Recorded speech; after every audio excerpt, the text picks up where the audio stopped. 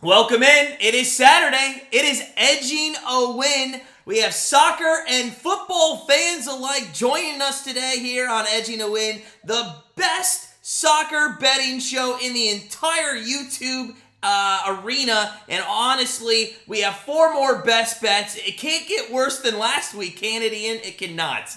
It can't get worse than last week. Let's not talk about it. We won't talk about it. We're going to move on to today. And I kind of preemptively told you who the face of the channel is, but I have to welcome in the man, the knower of all things football, the keeper of the Mario Princess, and the godfather of League One football, Mr. Ian Allen from Ian OUFC. How goes it, Ian?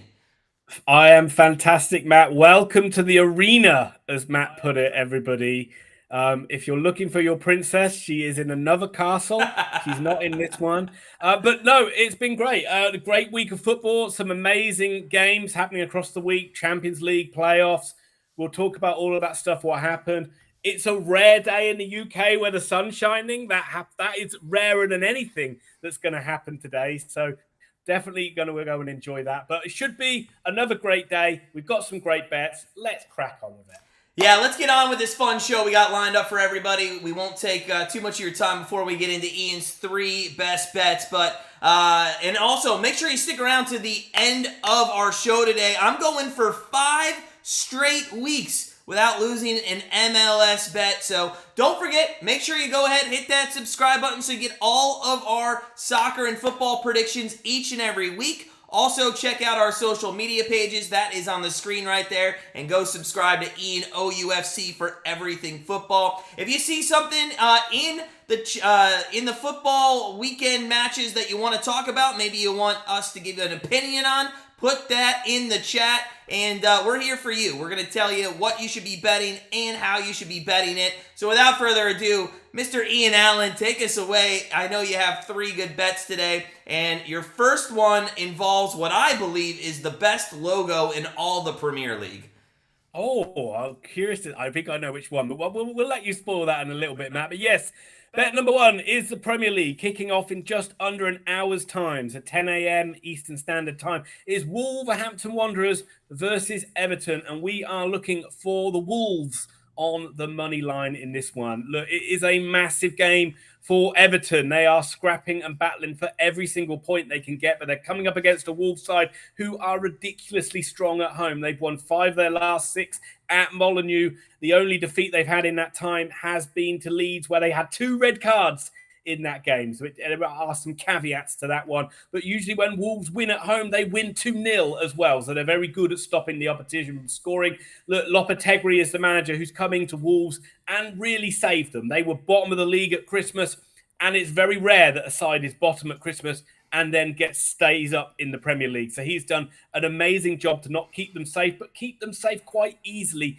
in the end. But as I said, it's Everton who need the points. They will be trying desperately to try and get anything they can from this one, but it's really bad news for Everton that their main focal point, Dominic Calvert-Lewin, is probably going to be out injured for this game. He went off injured in their last one. That takes away a lot of their attacking threat. So I just think Wolves will be too strong for Everton, and Everton will have to hope that results go their way and take it to the final game if they are to stay up in the Premier League this season. So back on Wolves on the money line. And that is my favorite. I think that's the best logo in all the Premier League. It's fantastic. Oh, Premier League. In the Premier League. Premier League. Yeah, Oxford for sure. Whatever. Lewin he's been injured for most of the season. He came back for a little bit. Now he's back again. Listen, it's between Everton, Leeds, Forest, and Leicester for the final 2 relegation spots. Who do you think is going to go down, or who do you want to actually go down? Yeah, I think looking at it, I definitely think Leicester. I think they just look gone, pretty much done. They don't look like they got any fight left. So those other 3, it's really tough. I think it will be. I have a feeling it's going to be Forest. So difficult to say. I just feel Leeds and Everton are going to win a game somewhere. So I think it might be Nottingham Forest who go down. But I would prefer it if they stayed up and it was either one of Everton or Leeds to go down. They both got. So look, Everton away at Wolves, Nottingham Forest home to Arsenal today. So that's not an easy one for them. Leeds away at West Ham. And Leicester are playing on Monday night, I think, against Newcastle away, taking it to the final day of the season. You've got Leicester at home to West Ham, Leeds at home to Tottenham, Everton at home to Bournemouth, and Nottingham Forest away to Crystal Palace. It's so close. I don't know. I get the feeling Everton will find a win against Bournemouth. I have a feeling Leeds might beat a pretty poor Tottenham side. So that feels that it is pointing towards Nottingham Forest, unfortunately, as the side that might drop down.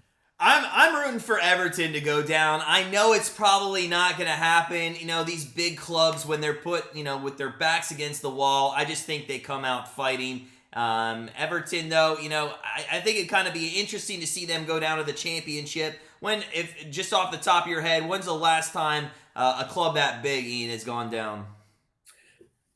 I would probably say Aston Villa, maybe 5 or 6 years ago now, I think. Like, they went down. They were a huge club in English football for them to go down. But before that, probably Leeds going down in the early 2000s. Almost when I was a boy, unthinkable that Leeds United or Aston Villa would actually go get relegated as well, such the size of those clubs.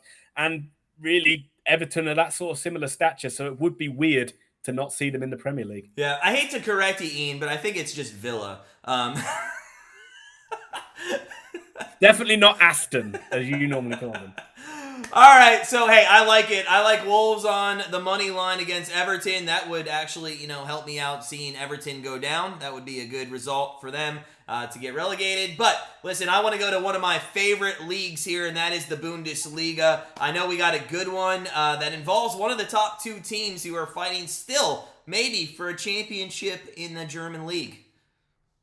Yeah, well, I mean, the German league, as everything's about this title race. Everything's about this Borussia Dortmund and Bayern Munich title race. It looks like it's going down to the wire. It is Bayern Munich in control, and it's hard to see them dropping points, really. But Dortmund have got to keep the pressure on. Last time I did this, Dortmund let me down, so I'm hoping they don't let me down this time. I'm hoping they do get that big away day and that big win, because we're looking for Dortmund on the spread. -1 on the spread, and I think we're going to get it today. There will be pressure on this Bayern Munich side because they play second. Will be pressure on the Dortmund side. Sorry, Bayern Munich play in just about 20 minutes' time. Dortmund play the later game later on today. But since they dropped points last time against Bochum, they've bounced back. The Yellow and Blacks have scored 11 goals in the last two games. The likes of Malum, Haller, Bellingham have been in unreal form. We even saw a rare goal for Gio Reyna, Matt. A rare one for the lesser-spotted Gio Reyna in there. Augsburg struggling down the bottom of the Bundesliga. They still do need points in order to keep their Bundesliga safety, to keep their position in the league. But I feel that Dortmund, knowing that they have to go into this game and be aggressive and get goals and get a big win, I think they're going to do that. And I think you'll see, hopefully, a big, easy win for Dortmund. Yeah, I hope so. This is a team, Dortmund, who's kind of fumbled the ball, if you want to say, lately in the last month or so. They haven't really shown you that they're going to be able to keep up with Bayern.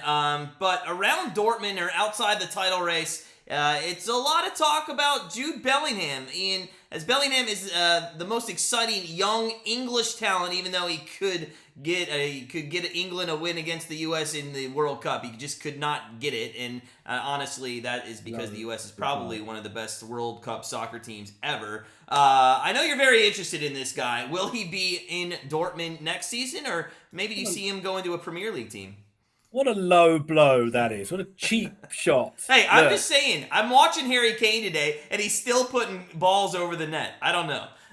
And what about that one that he scored? He didn't put that one over the net, did he? But look, just to touch on the first point, yes, Dortmund, it's been frustrating because usually Bayern Munich don't really falter, but this season they have been a bit inconsistent, and Dortmund haven't been able to take advantage of that. So it is frustrating that they've done it again this year. But I really do hope that they can find a way to win it, although it's probably unlikely. Jude Bellingham, look, there's been a lot of talk about where he's going to come, and it's been a lot of every sort of Premier League side's worth their salt has been interested. I know Liverpool were desperately trying to turn his head during the World Cup. All the Liverpool players seem to be like almost romancing him in a way to try and get him to sign for Liverpool. But it looks like it's going to be Real Madrid who are going to be the ones to sign him.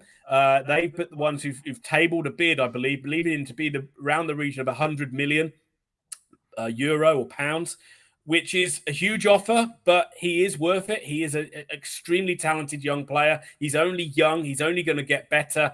I'd love to see him come to the Premier League, but I'd be equally excited to see him progress in a Madrid side, because you don't see a lot of English players really going and flourishing outside of the Premier League. So for me, it would be a really, really good fit, I think. Well, is that the piece Real Madrid needs to get past Barca, or are they still going to need some other things?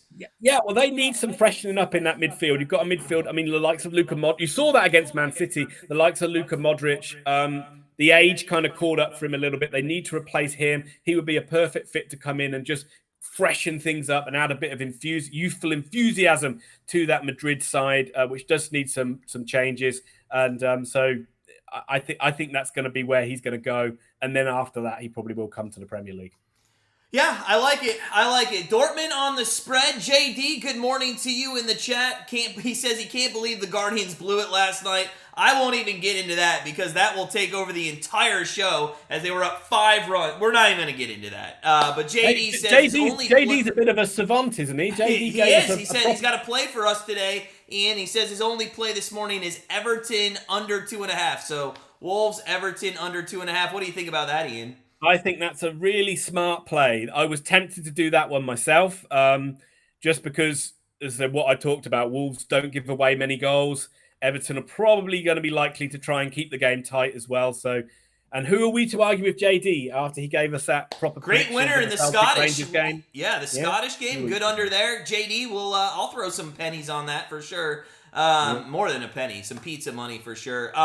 Listen, you talked about Chelsea, Real Madrid. Good segue here into your third bet where you go back to the Premier League. I'm sorry, Man City, not Chelsea, but we go back to the Premier League, and this is the biggest match for a couple reasons. Number one, I'm a big Chelsea fan, but number two, there is, I believe, a title at stake here this weekend.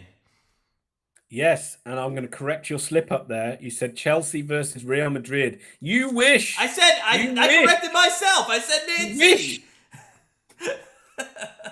Yeah, this is it. Big game tomorrow, afternoon my time, at 11 a.m. Eastern Standard Time. Manchester City versus Chelsea. Probably if the other two bets I've picked fall flat on my face, hopefully I'm going to salvage some pride with a banker in this one. Over 2.5 goals. Seems very, very probable that this will happen. But the biggest story in this one is obviously that the Sky Blues can win the Premier League if they can beat Chelsea on Sunday. And all signs point to the fact they're going to do it. They have been just simply fantastic. It's certainly in the last few weeks, virtually unstoppable. I think I sent you that stat on Facebook about the last 22, 23 games where they've won 19, only drawn 4.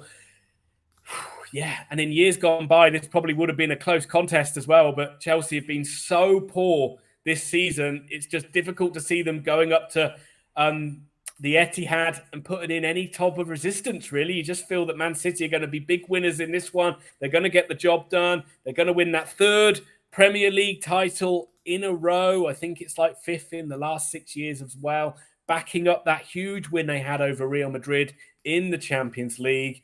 I think it's going to be one where Chelsea fans just maybe switch the television off and go and enjoy doing other things for a couple of hours, because I think you're going to be in for a difficult game, and I think it's going to be a big Man City win, but I do think it's going to be goals, so that's the smart play, over 2.5 goals. Listen, I'm not sure that Chelsea's going to allow Man City to win. I just have a feeling, being a Chelsea fan, that they're not going to let. I mean, that's the team you just don't want to win the title.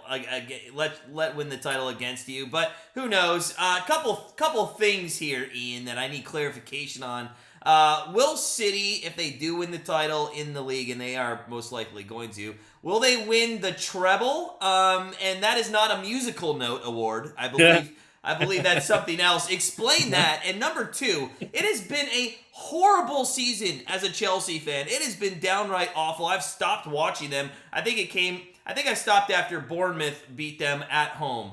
Was it them or Southampton? It might have been Southampton. I think it was both. Was it? It could have been both. Who knows? JD is gonna. He wrote a comment. He kind of is expressing my thought here. Pulisic needs to play a little bit more, but is he the key maybe next season to get involved more, or what does Chelsea do? How do they improve, and will they?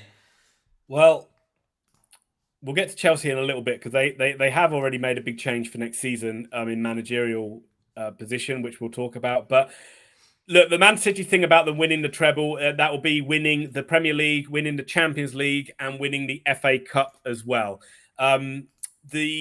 Obviously, the significance of that is obviously winning 3 major trophies is massive. Winning the Champions League for Man City is almost like their holy grail, which is the thing they've always wanted to do since the money from the owners has come in over a decade ago. That has always been the thing they wanted to win. But winning the FA Cup as well will give them that treble. And the only other side to ever do that in English football has been Manchester United.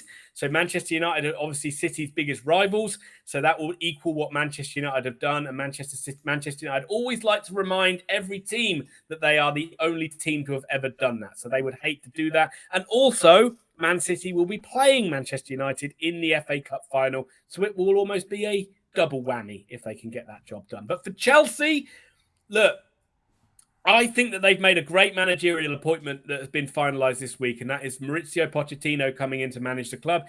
Probably the only side Chelsea would hate to lose the title to more other than Man City is Tottenham. He is obviously, Pochettino is the ex-Tottenham manager. Did a fantastic job with Spurs, got them close to winning stuff, got them to a Champions League final, and then went and won things with Paris Saint-Germain. Admittedly, that's quite an easy thing to do, but I think he's a manager that can handle the big talent that they have at Chelsea. And I think more importantly for the fans, he'll give them a better identity with the football he'll want to play. He'll want to play attacking, aggressive, positive football where they score a lot of goals. And I think that maybe he might not be able to do that straight away, but I think over a period of time, he'll be able to do that and he'll be able to get Chelsea back up fighting for trophies, fighting for titles and fighting for the major prizes. And I think that he I think he's a perfect fit for what Chelsea need at the moment because everything's just a little bit of a mess and they've got far too good of a squad to be languishing in the middle of the table. And I think that he can take that squad regardless of whether Pulisic plays or not. He's an important player. He should play more. If he can stay fit, I think he will, but he'll take all the other players and just elevate everything. Yeah, I actually like the new managerial change there for Chelsea. I think we have lost our way. I think Chelsea used to be an up-tempo attacking team, and I just think they've lost that ability to take it to an opponent rather than sit back and get taken to themselves. So I like the managerial change. Hopefully, we will see an uptick in goals next season for Chelsea, and hopefully they finish much better than 12th or 13th in the Premier League table. So, well, there's also that other thing as well, and I always get this in my mindset of thinking that if you're going to finish outside of the Champions League places, you might as well go and finish mid-table and not bother with the Europa League or the Europa Conference League. Chelsea can just play Premier League football next season, concentrate on that. Players will be fresh. They won't have to worry about Europe. And so it's just Premier League, Premier League, Premier League. And I think you'll see Chelsea. I have a feeling Chelsea will make it into that top 4 and be much closer to the title than they certainly were this year. Love it. Love all 3 of those bets. We're coming back with a 3-0 weekend with Ian. Speaking of 3, Brentford just scored again. They're up 3-1 on Tottenham. Yeah, in the 88th minute. So good start there. We had the over 2.5, so that's a good win right off the bat. I know there's a ton more football in and around the world for this upcoming weekend. Ian, what are you looking at? What kind of intrigues you? Yeah, I mean, main thing, the Premier League really. There's a lot of the European leagues where the titles have been won, and we talked about Everton, Man City. Arsenal obviously play Brighton on Sunday. Brighton playing fantastic. Well, I mean, no, Arsenal aren't playing Brighton. They're playing Nottingham Forest. Have I not changed this? Have I not updated this? Anyway, forget it. There's a lot to play for still in the Premier League in terms of who's going to finish top 4 and who's going to get relegated. You've got Newcastle look like they've sewn up third place, but so it's between Manchester United and Liverpool of who can get into that final fourth place. And if Man United slip up at all, then Liverpool should be able to pounce all over them. I don't see Liverpool dropping any more points. They've been great in the last few weeks. Down the bottom, we talked about the relegation fight, which is going to be between Nottingham Forest, Everton, Leicester, and Leeds. So we'll see if anyone can pick up points in that one. Germany, Bayern Munich. I have not updated this at all. Bayern Munich play RB Leipzig. And we talked about who Dortmund are playing. So that's the interest in Germany. Spain and France and Italy, not really a huge amount of interest in those games. A lot of those leagues have been sewn up. But there's also still playoffs in the EFL. So make sure you check out that one. We saw one of the best comebacks ever from Sheffield Wednesday in midweek to overturn a 4-goal deficit to make the playoff finals. But there's still semi-finals to play for in League Two and in the Championship, and you've also got those finals coming up as well in them and in the Champions League and all that stuff. So still a lot to play for and still a big week. And I won't waffle on anymore, and I'll let you talk about the MLS. Yeah, and let's talk about what everybody really cares about. That is the MLS, okay? The MLS is in mid-season form. We're going into week number 14. We had a midweek match day on Wednesday. But first, I want to talk about, Ian, our St. Louis City SC team.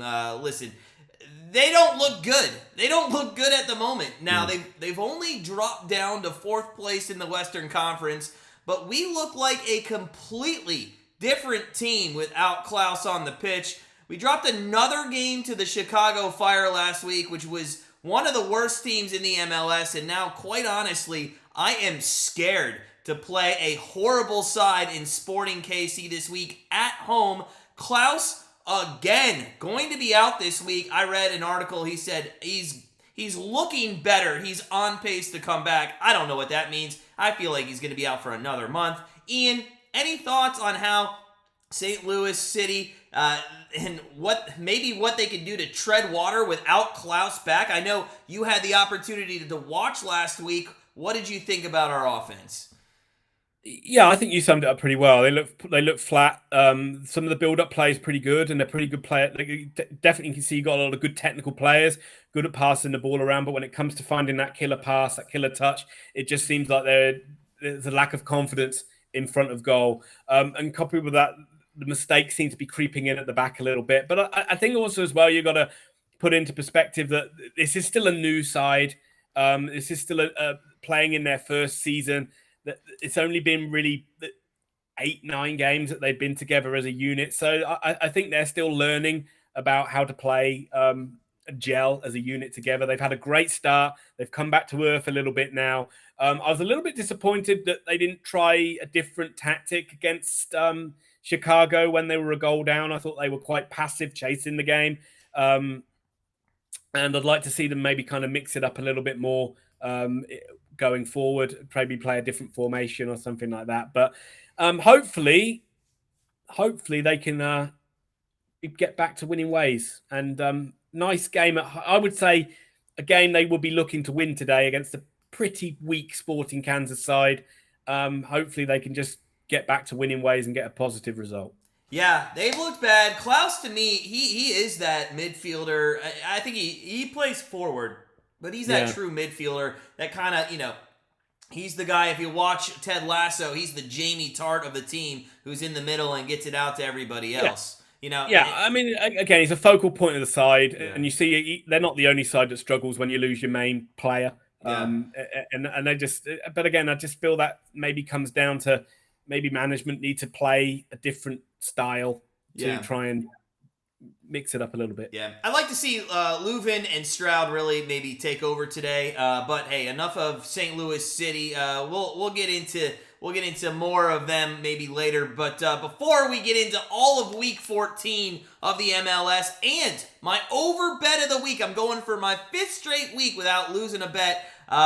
We are going to get into the couple things I learned from this week of Week 12, and not only that, but our midweek match day, Week 13. The first thing is watch out for this Charlotte team.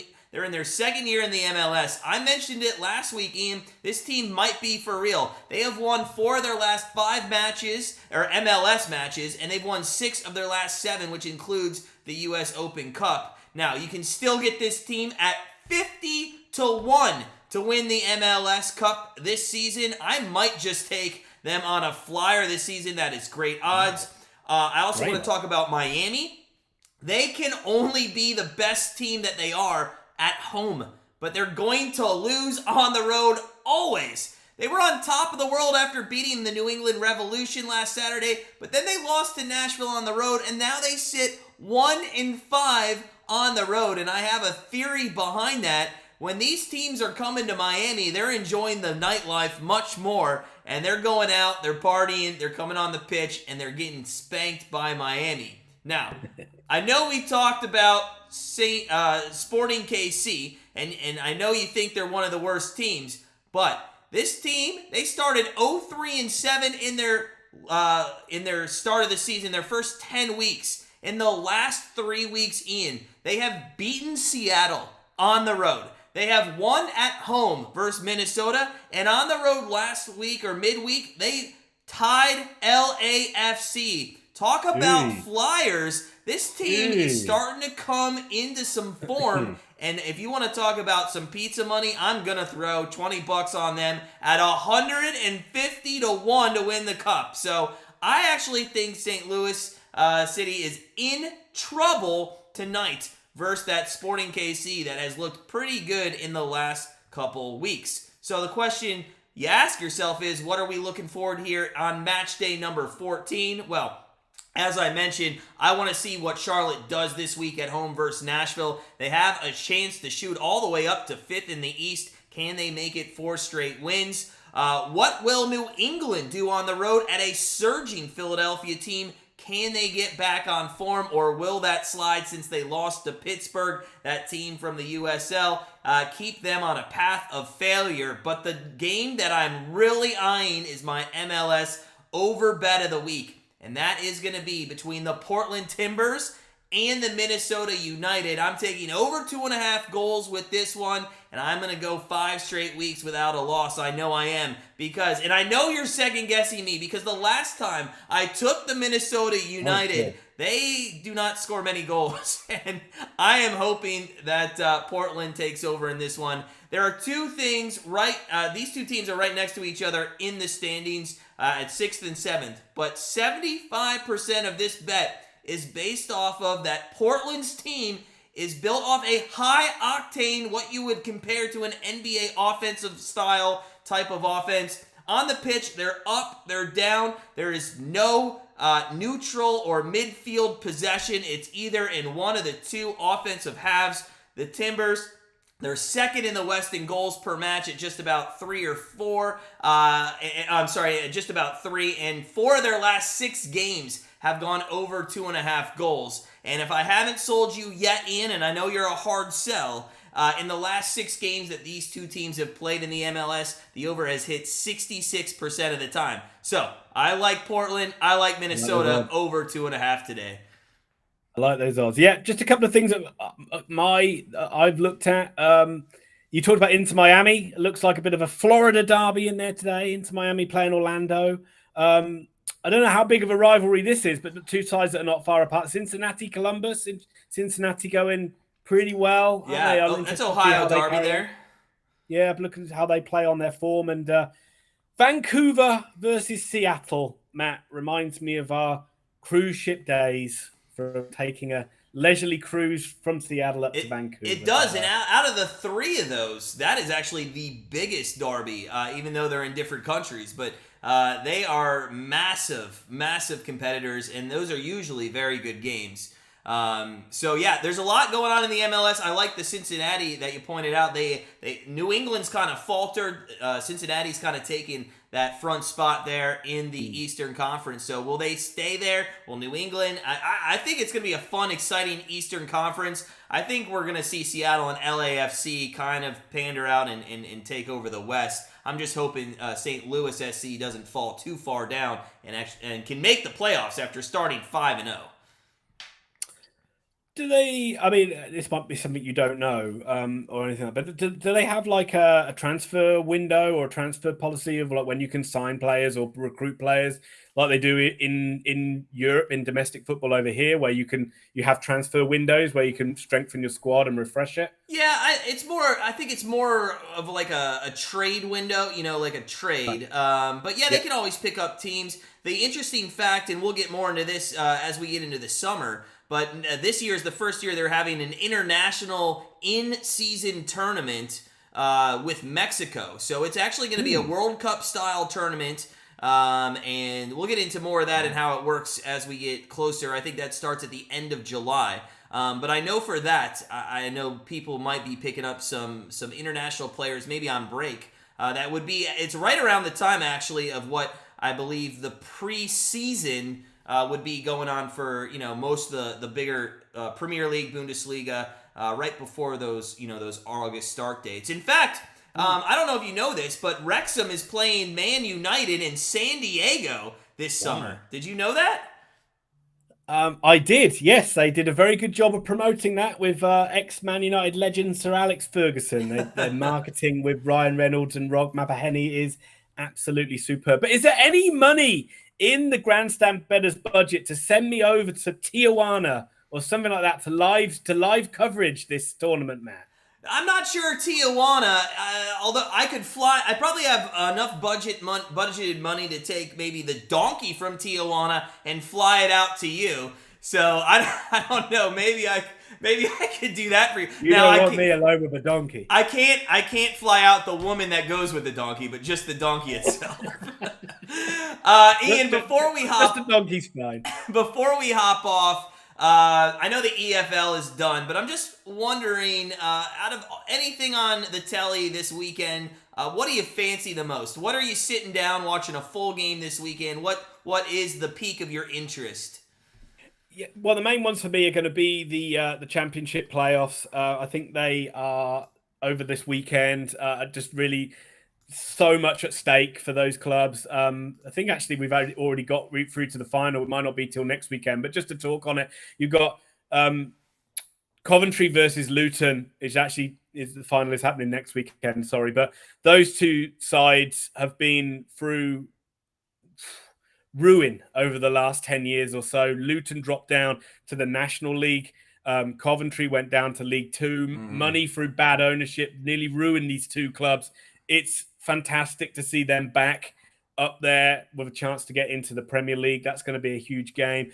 Other than that, no Oxford United news, but I did just want to give a shout out to the other side in the city, Oxford City, who did get promotion to the conference for the first time in their history. And that kind of shows you the scale of the conference, the league that Wrexham have just won. You've got a club like Wrexham that spent close to millions to get themselves promoted. And you've got a club like Oxford City who are still semi-professional and amateurs coming into that league as well. So just amazing for them to be at that level. It's almost like a Premier League level relatively for them. So that's great news. But other than that, I don't have anything else I can give you. That's awesome for Oxford City. Unfortunately, I think that puts them out of our price range to buy that team. So, yeah, that's unfortunate. But I'm excited about Man City, Chelsea. That's I'll be tuned in for that one for sure. Listen, that'll do it for us. We got 4 best bets. I know. We're going to go 4-0. We're going to go 4-0 this week. Let's do it. We'll be right back here. Sometime. We'll be right back here, same time, same place next week. Thanks, everybody, for stopping in. Smash the like button. Go subscribe to E&O UFC, and we'll see you with some more soccer football predictions on May 27th. Have a good one.